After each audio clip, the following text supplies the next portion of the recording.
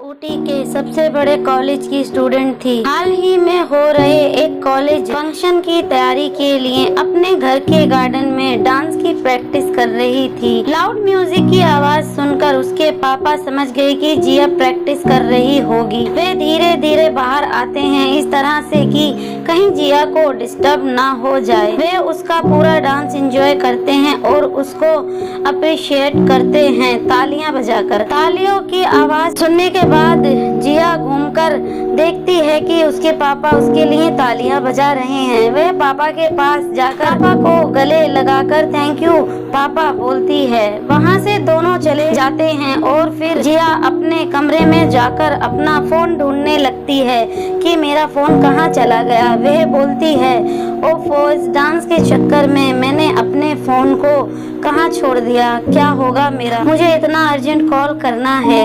उसका फोन उसे मिल जाता है और वह कॉल पर बात करती है। रोहित कहाँ हो तुम, एक कॉल मैसेज, सुबह से कुछ नहीं, इतना मिस कर रही हूँ मैं तुम्हें, प्लीज एक कॉल मैसेज तो कर दिया करो ना।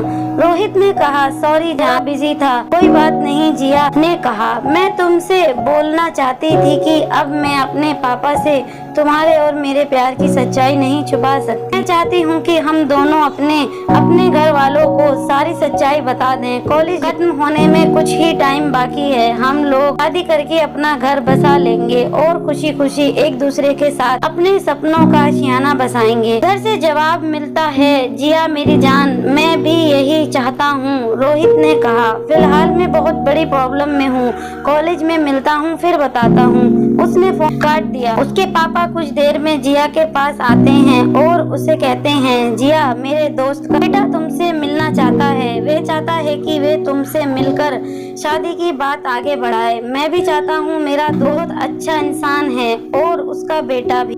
अगर तुम्हें ठीक लगे तो तुम हाँ कर देना, नहीं तो जैसा तुम चाहोगी वैसा ही होगा, पर मेरे कहने से एक बार उससे मिल जरूर लेना। को सुनकर बहुत हैरत हुई कि अचानक में ये क्या हो गया। वे अपने पापा से बहुत प्यार करती थी, इसीलिए मना ना कर सकी। वे वहाँ से कॉलेज के लिए निकलती है और बहुत बेचैनी से कॉलेज के बाहर खड़े होकर रोहित का इंतजार करती है, क्योंकि अब बात सिर्फ रोहित की प्रॉब्लम की नहीं थी, उसे भी ये सारी बातें उसे बतानी थी। लेकिन रोहित वहाँ पर नहीं पहुँचता और वे धीरे धीरे कदम अपने कॉलेज के अंदर बढ़ाने लगती है।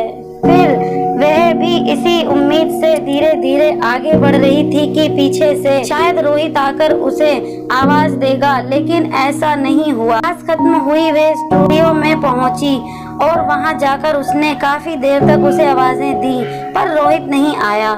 तो उसका दिल उदास हो गया और उदासी में उसने एक उदासी भरा सॉन्ग गाया।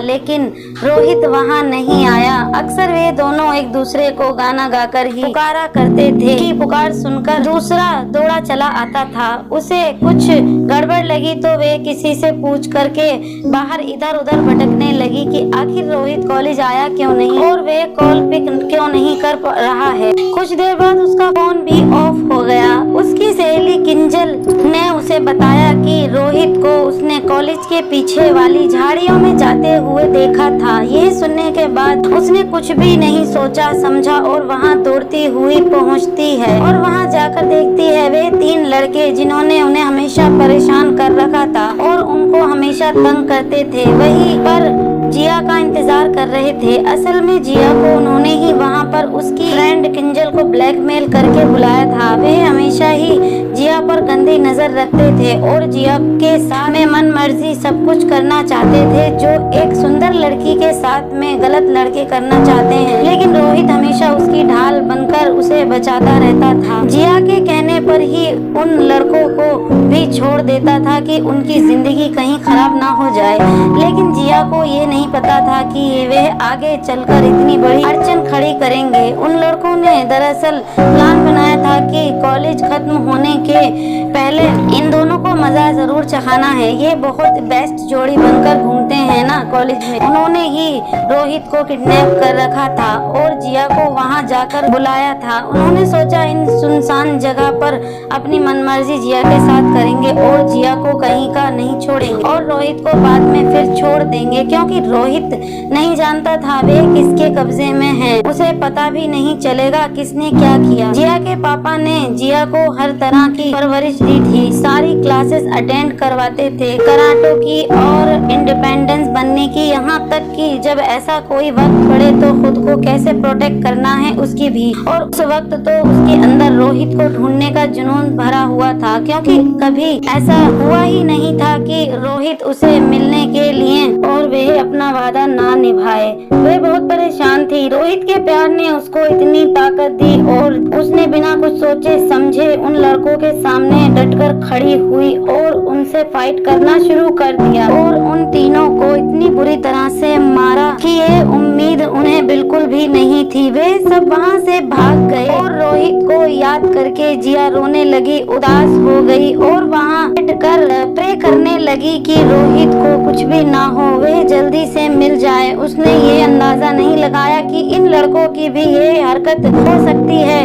तो क्या वे लड़के रोहित को छोड़ेंगे या बचा पाएगी जिया, या लिखा है जिया का कुछ और ही अंजाम। आगे देखते हैं क्या होता है। Please wait for part 2। Thanks for watching. और हाँ, सब्सक्राइब करके बेल नोटिफिकेशन को ऑन करना बिल्कुल ना भूलें, ताकि रोज आपको ऐसी इंटरेस्टिंग स्टोरीज मिलती रहें।